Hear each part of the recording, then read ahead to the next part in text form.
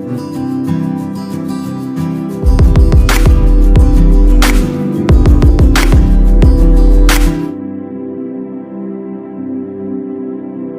Everyone, आज हम काफ़ी इंटरेस्टिंग और इम्पॉर्टेंट टॉपिक पढ़ने वाले हैं कि इसके बेसिस पे बहुत सारे क्वेश्चंस भी आते हैं और बहुत सारे डेरिवेशन भी होते हैं। मतलब जो आगे टॉपिक आने वाले हैं इसी पे डिपेंड हैं, तो इस टॉपिक को थोड़ा ढंग से समझना। इम्पोर्टेंस भी बहुत है, इसलिए थोड़ा मैं एक्सपेरिमेंट करके दिखाऊँगा। ये आलू भी है, ये नाइफ भी है, बताऊंगा क्या आखिरकार किस तरीके से हमें पता करना है कहाँ बॉडी सेंटर्ड पे कितने होते हैं, फेस पे कितने होते हैं और कॉर्नर पे कितने होते हैं। तो वैसे यूनिट सेल के बारे में हम पहले काफ़ी डिटेल में पढ़ चुके थे। यूनिट सेल मतलब वो एक ब्लॉक है जिसके बारे में पूरी हम जानकारी करते हैं। यूनिट सेल हमने बताया था कि आखिरकार कितने कितने होते हैं, 7 उसमें होते हैं, अगर ब्रॉड जाए तो 14 हो जाते हैं। लेकिन बेसिकली 2 टाइप में डिफाइन किया गया है यूनिट सेल को। एक होता है प्रिमिटिव, दूसरा होता है सेंटर्ड यूनिट। अगर हम लोग बात करेंगे आखिरकार यूनिट सेल को कितने टाइप से डिवाइड किया गया, तो वो है 2, प्रिमिटिव और सेंटर्ड। हम सबसे पहले प्रिमिटिव की मतलब समझते हैं। प्रिमिटिव मतलब होता है सिंपल। सेंटर्ड में भी हमने 3 टाइप के डिफाइन किए हैं, body centred, face centred, end centred. सारी चीज़ डिटेल में बात करेंगे। Number of atoms in unit cell भी जानेंगे, रिलेशंस भी पढ़ेंगे, ए और आर में बहुत कुछ करने वाले हैं। देखो, इसलिए टाइप्स ऑफ क्यूबिक क्रिस्टल में हमें यहाँ सिर्फ 4 टाइप्स के पढ़ने हैं। कितने पढ़ने हैं अगर बात करी जाए 4 टाइप्स के, तो प्रिमिटिव, सेंटर्ड के अंदर 3 है, face centred, body centred, end centred.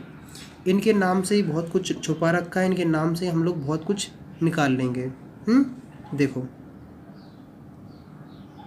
हम बात करते हैं प्रिमिटिव।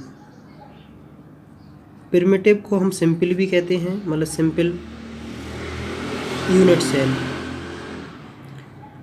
एक बात और यहाँ कंफर्म कर दें कि जो भी हम यूनिट सेल पढ़ने वाले वो क्यूबिक में पढ़ने वाले हैं। क्या पढ़ने वाले हैं? यहाँ भी दूसरे में चेंजेस भी आएंगे।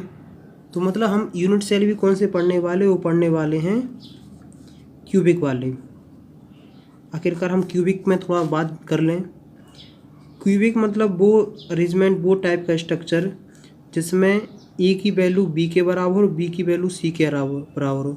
मतलब लेंथ, ब्रेथ और हाइट तीनों चीज़ बराबर हो, उसको बोलते हैं क्यूब। एक कंडीशन देखो, ए भी होनी चाहिए और alpha equal to 90, beta equal to 90 and gamma equal to 90। इसका मतलब होता है कि तीनों एक्सिस एक दूसरे के परपेंडिकुलर होना चाहिए। एक दूसरे के परपेंडिकुलर होने का मतलब ये है, जैसे मान लो एक्सिस है, इसे अगर हम लेंथ बोलते हैं, इसे ब्रेथ बोलते हैं, इसे हाइट बोलते हैं, तो इसके और इसके बीच में 90 होना चाहिए, ब्रेथ और इसके बीच में 90 होना चाहिए, और हाइट और लेंथ के बीच में 90 डिग्री होना चाहिए।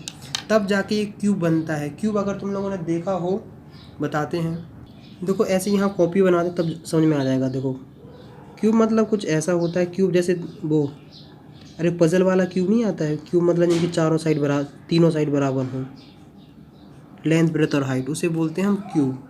इसी को हम लोग पूरे डिटेल में पढ़ेंगे। इसी के बेसिस पे पढ़ेंगे हम body centred, face centred.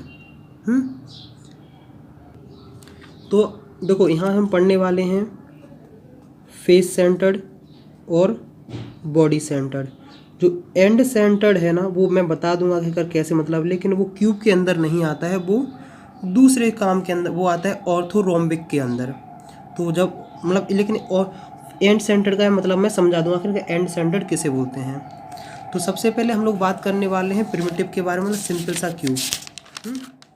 Simple बात करने वाले हैं।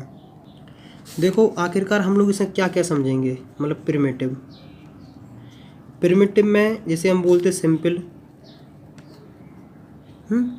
देखो, इसमें हम लोग कोशिश करेंगे कि हम तुम्हें बताएं कि कोऑर्डिनेशन नंबर, देखो कोऑर्डिनेशन नंबर चलो इंट्रोड्यूस करेंगे, कोई बात नहीं। देखो, प्रिमिटिव मतलब होता है सिंपल, मतलब वो यूनिट सेल जिसके सिर्फ कॉर्नर पे एटम हो। कहाँ हो? सिर्फ कॉर्नर पर एटम। जहाँ सिर्फ कॉर्नर पे एटम होते हैं उसे मतलब वो क्यूब जिसके सिर्फ कॉर्नर पे एटम हो। तो उसको क्या बोलते हैं, उसको बोलते हैं प्रिमिटिव।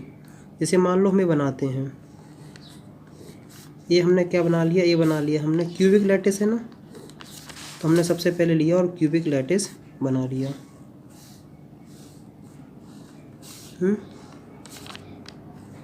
ये रहा और हमने क्यूबिक लैटिस बना लिया है। यहाँ तक किसी कोई दिक्कत, कोई समस्या मेरे हिसाब से तो नहीं आनी चाहिए। देखो क्यूबिक लैटिस में कुछ ऐसा है कि यहाँ जो एटम है वो, यहाँ भी एक एटम होगा। देखो इस चीज़ को समझना कि यहाँ एक एटम होगा और एक एटम यहाँ होगा, एक एटम इस कॉर्नर पे होगा। मतलब ये जो कॉर्नर वाले, ए वाला एटम यहाँ मान लो एक पॉइंट है, एक पॉइंट है, ए पॉइंट है और एक पॉइंट ए है। ए वाला एटम इस एटम को कनेक्ट, मतलब टचिंग है, ए वाला एटम इस एटम के कनेक्ट में है और ए वाला इस एटम के कनेक्ट में है। इस प्रकार से कुछ बनेगा। तो हम ऐसा करते हैं, हम लोग पूरा ही बना लेते हैं कि ये वाला ऐसा हो जाएगा, ये ऐसा हो जाएगा। इसलिए दिखा रहा ताकि 3D में ज़्यादा अच्छे से विजुलाइज, कलर इसलिए अलग अलग यूज़ कर रहे हैं ताकि इन कलर की हेल्प से तुम आसान से समझ जाओगे। मतलब बात कुछ ऐसी है कि इसको ऐसे शेडेड कर लो, इसको ऐसे शेडेड कर लो, इसको ऐसे शेडेड कर लो और इसको ऐसे शेडेड कर लो।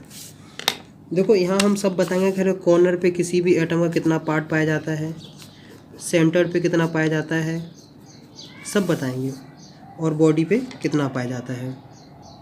बस अब ये वाला फेस रह गया, तो इस वाले फेस को हम लोग क्या करते हैं कि ऐसे कनेक्ट करते हैं।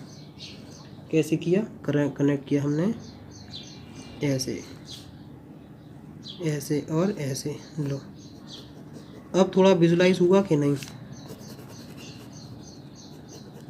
ऐसे बनता है क्या, क्यूब बन गया कि नहीं। लेकिन मैं तुम्हें एक बात बता दूंगा, आखिरकार अगर कोई एटम कॉर्नर पर रखा हो, कहाँ रखा हो, अगर कोई एटम कॉर्नर पे रखा हो तो उस एटम का कितना पार्ट यूनिट सेल के अंदर आता है। क्या जानना है कि अगर एटम कॉर्नर पे रखा है तो यूनिट सेल के अंदर उस एटम का कितना पार्ट आएगा, पहली कहानी। अगर कोई फेस पे रखा है तो यूनिट सेल के अंदर कितना पार्ट एटम का आएगा। और अगर बॉडी में रखा है, बॉडी मतलब होता है इनसाइड यूनिट सेल,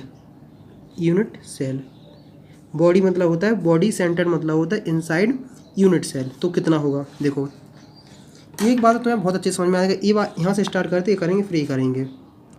देखो हम लोग इसकी हेल्प समझते हैं। जैसे मान लो तुम्हारे पास एक बॉक्स है, मतलब ये तुम्हारा क्या है, एक यूनिट सेल है। ये मान लो तुम्हारा एक एटम है, इसको हमने इस यूनिट सेल के अंदर रखा। तो बताओ इस बॉक्स के अंदर एटम का कितना पार्ट है। तुम कहोगे इस बॉक्स के अंदर एटम का फुल पार्ट आ गया है। तो जो हम देखते हैं कि बॉडी, मतलब बॉडी सेंटर जो होते हैं, जो सेंटर पे जो पता है एटम होता है, सेंटर पे एटम का फुल पार्ट होता है। तो सेंटर पे लिख लो 1। अब 1 जो मेन कहानी है वो है फेस पे और कॉर्नर पे। फेस पे भी समझ में आ जाएगा, कॉर्नर पे भी समझ में आएगा। जैसे देखो सुनो, जैसे मान लो ये हमारे पास आलू है, अगर हम क्या करना चाहते हैं, इसको रखना चाहते हैं फेस पे। तो देखो हम लोग फेस पे समझने के लिए हम मान के चलते हैं कि जो हमारे पास पोटैटो है, जो हम एटम ऐसे मान रहे हैं, वो मान के चल रहे हैं हमारे पास है 16 ग्राम का। 16 ग्राम तो बहुत छोटा है, लेकिन फिर भी हमने मान लिया है।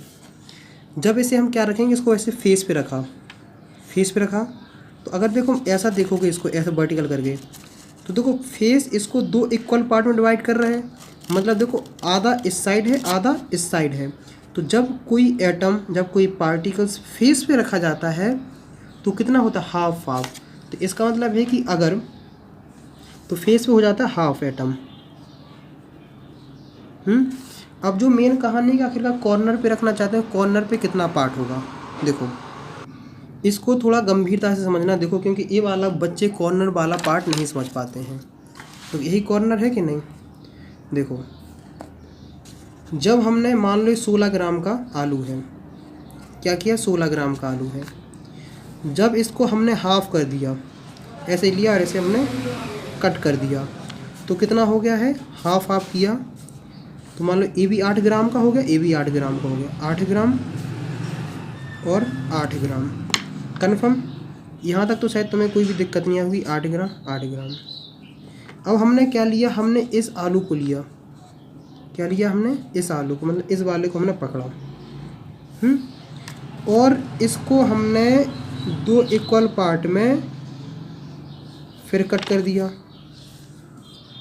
क्या कर दिया हमने, 2 इक्वल पार्ट में से फिर कट कर दिया है। तो जैसे ही 2 इक्वल पार्ट में हमने कट किया तो फिर कितना हो गया, 4 ग्राम हो गया है और 4 ग्राम हो गया है। कन्फर्म।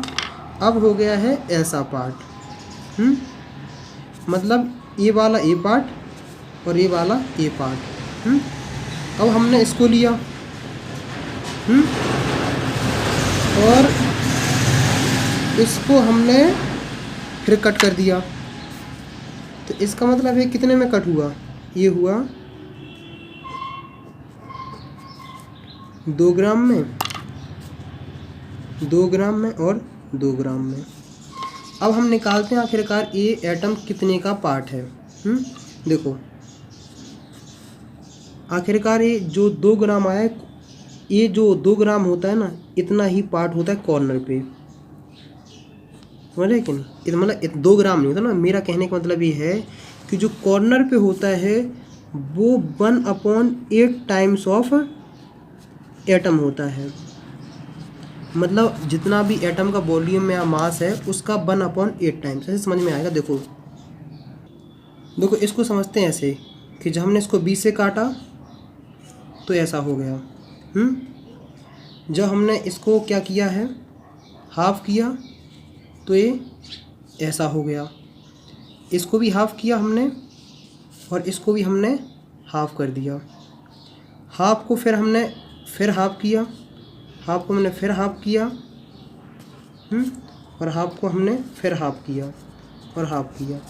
तो अगर हम एक को देखना चाहें तो देखो कितने पार्ट हुए हैं, पूरी सब्जी बन गई यहाँ। तो 1 2 3 4 5 6 7 8 पार्ट हुए हैं। मतलब जो एक पार्ट है ये 1/8 टाइम्स है किसका, पूरे आलू का। इस तरीके से समझना है कि अब इतना याद रख लेना कि जो कॉर्नर पे होते हैं, कितने होते हैं कॉर्नर पे, वो 1/8 टाइम्स होते हैं। ये चीज़ तुम्हें धीमे धीमे समझ में आएगी कि 1/8 टाइम्स कैसे होते हैं, फेस पे कितने होते हैं, बॉडी पे कितने होते हैं। इतना याद रखना कि अगर बॉडी पे कोई एटम रखा गया तो 1 फुल पार्ट इन्वॉल्व होगा यूनिट सेल के अंदर। अगर कोई एटम फेस पे रखा है तो 1/2 टाइम्स होगा इन्वॉल्व, मतलब उसका हाफ इन्वॉल्व होगा, मतलब हाफ इन्वॉल्वमेंट होगा यूनिट सेल के अंदर, क्योंकि ये बहुत काम आएगा। अगर कोई चीज़ कॉर्नर पे रखी है तो 1/8 टाइम्स आएगा एटम का इन्वॉल्वमेंट। अब हम लोग समझते हैं आखिरकार की प्रिमिटिव सिंपल वाला। तो अब मेन क्वेश्चन यही होता है कि प्रिमिटिव मतलब सिंपल क्यूबिक यूनिट सेल के अंदर एटम का कितना इन्वॉल्वमेंट होता है। तो उस चीज़ को हम लोग समझेंगे। जैसे मान लो हमने क्यूब बनाया और हम क्या जान चुके कि कॉर्नर पे 1/8 टाइम्स होता है कोई एटम का इन्वॉल्वमेंट। एक कॉर्नर, 2 कॉर्नर, 3 4 5 6 7 8। इस कॉर्नर पे 1/8, इस पे 1/8, 1/8 यहाँ, 1/8 यहाँ, 1/8 यहाँ, 1/8, 1/8, 1/8। इन सबको अगर ऐड करोगे तो 1/8 × 8 मतलब 1।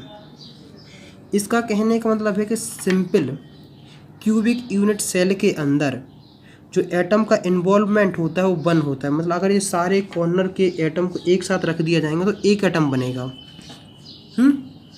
अगर इस तरीके से समझ में नहीं आता, इस तरीके से समझो कि जैसे मान लो एक एटम है, इस पे क्योंकि बात 3D की हो रही है और यहाँ 2D में समझाना है, तो एक टास्क तो है यार, चैलेंजिंग टास्क है कि क्या बताऊँ तुम्हें। देखो जैसे मान लो यहाँ से करोगे तो ज़्यादा कठिन होगा, इसी को समझने की कोशिश करो तो बेस्ट रहेगा, क्योंकि एग्ज़ाम में इसी हिसाब से समझना है। अब हम लोग बात करते हैं बॉडी सेंटर्ड पे कि आखिरकार बॉडी सेंटर्ड हम लोग किसे बोलते हैं। पैनी खराब। Body centred. बॉडी सेंटर्ड के नाम सुन के ही बॉडी सेंटर्ड क्यूबिक यूनिट, इसका नाम सुनते ही तुम्हारे दिमाग में बहुत कुछ क्लियर हो गया होगा। इसमें कहा गया है कि बॉडी के सेंटर में, बॉडी सेंटर्ड, बॉडी मतलब यूनिट सेल, यूनिट सेल के सेंटर में। तो हमने तुम्हें पहले ही बता रखा है कि आखिरकार बॉडी सेंटर्ड क्यूबिक यूनिट, और क्यूबिक मतलब वही पिरामिड मतलब सिंपल वाला। मतलब इसमें कहानी कुछ होने वाली ऐसी है कि कोई क्यूबिक ऐसा है कि जिसके कॉर्नर पे तो एटम है ही, कॉर्नर पे तो एटम है ही, लेकिन अब उसके सेंटर्ड पे होगा, मतलब यहाँ ए और एक इसके सेंटर के बीचों बीच, मतलब कुछ कनेक्शन ऐसा है कि ये ऐसा है, ऐसा और ऐसा। अब थोड़ा बहुत क्लियर हो गया होगा। मतलब ये वाला इससे है, ऐसा है, मतलब कुछ इस तरीके का कुछ ऐसा बन रहा है। इसको थोड़ा समझो, देखो। तो हमने देखा कि body centred cubic unit 8 corner पे हैं, 1/8 × 8, मतलब कॉर्नर की वजह से तो 1 एटम का इन्वॉल्वमेंट है, और सेंटर पे रखा तो सेंटर का हो जाता है 1, क्या हो जाता है 1। तो हम क्या देखते हैं कि आखिरकार एक कॉर्नर की वजह से, एक सेंटर की वजह से 1 + 1 = 2। तो हम देखते हैं कि total number of atom per unit मतलब होता है कि एक यूनिट सेल में कितने एटम इन्वॉल्व हो रहे हैं, वो हो रहे हैं 2। क्लियर कि नहीं। अब जो हम दूसरी तरफ बढ़ते हैं जिसका नाम है face centred cubic unit. Face centred cubic unit cell, हमने क्या कहा है कि इसके नाम से ही सब कुछ छुपा रखा है। इसमें क्या रखा है, नाम में ही सब कुछ छुपा रखा है। इसमें क्या क्या जो फेस हैं, फेस सेंटर्ड है, मतलब फेस के सेंटर में रखा गया है, और क्यूबिक यूनिट में वही तुम्हें प्रिमिटिव वाला ही रखना है। मतलब ऐसा क्यूबिक है जिसके क्या रखा है, फेस पे रखा है। हमने कहा फिर बनाओ क्यूब, तो वो कॉमन है ही। अब देखो कभी कभार तुम्हें ऐसे ही मिल जाएगा। इसका नाम रखते हैं शॉर्ट फॉर्म में, अगर रखोगे तो इसका नाम रखते हैं लोग BCC, बॉडी सेंटर्ड क्यूब। क्या रखते हैं, BCC, बॉडी सेंटर्ड क्यूब। और इसका जो नाम तुम्हें देखने को मिलेगा FCC, face centred cube, cubic unit, इतना सेल है। अब देखो हमने क्या कहा है कि इसे कॉर्नर पे रखो, 1 2 3 4 5 6 7 8। देखो इतना दिमाग में तो क्लियर हो गया, कॉर्नर की वजह से होता है 1 8, एक कॉर्नर पे 1/8, और कितने कॉर्नर है तुम कहोगे 8 × 8, तो 1 एटम। आखिर अगर कॉर्नर की वजह से कितना है, 1 एटम आता है। फिर उसने कहा रखो फेस पे, कोई भी क्यूब है उसके कितने फेस होते हैं। अब इसका अगर देखना हो कितने फेस होते हैं, तो अपने रूम में आंखें घुमाओ और देखो कि तुम्हारे रूम में कितनी दीवारें हैं। तुम कहोगे कि एक ऊपर है, एक नीचे है, मतलब छत और फर्श, उसको भी काउंट करेंगे, और 4 तुम्हारे अगल बगल हैं। तो इसका मतलब है कि कितने फेस हैं, तो हम कहेंगे फेस होते हैं 6। और हमने बता रखा था कि एक फेस की वजह से एटम का इन्वॉल्व कितना होता है, 1/2। हमने क्या कहा, कितने फेस हैं, 6, तो 1/2 तो हो गया है 3। तो हमने क्या देखा है कि यहाँ भी है, यहाँ भी होगा, यहाँ भी होगा, ये पीछे भी होगा, कि फेस सेंटर्ड क्यूबिक यूनिट में नंबर ऑफ एटम कितने होते हैं, मतलब total number of atom per unit cell. तो तुम दिमाग आराम से लगा लिए होगे। देखो इसमें क्या है, एक कॉर्नर की वजह से, 3 फेस की वजह से, तो टोटल हो गए हैं 4।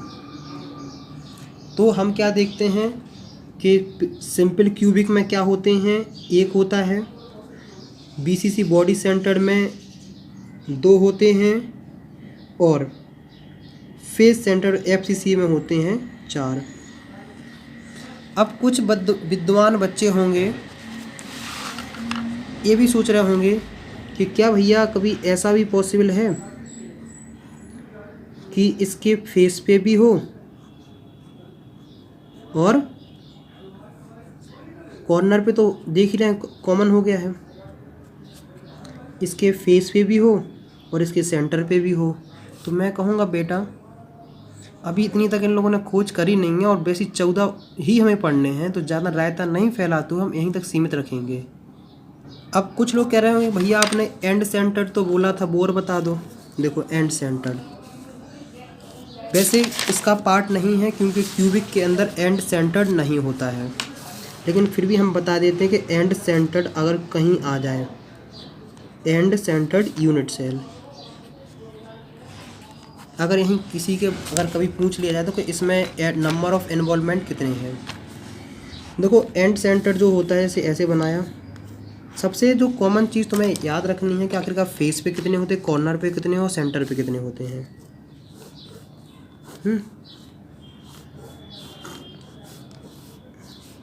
देखो कॉर्नर पे तो होना कंपलसरी है, कॉर्नर पे रख दिया है। फेस सेंटर का मतलब होता है कि आमने सामने।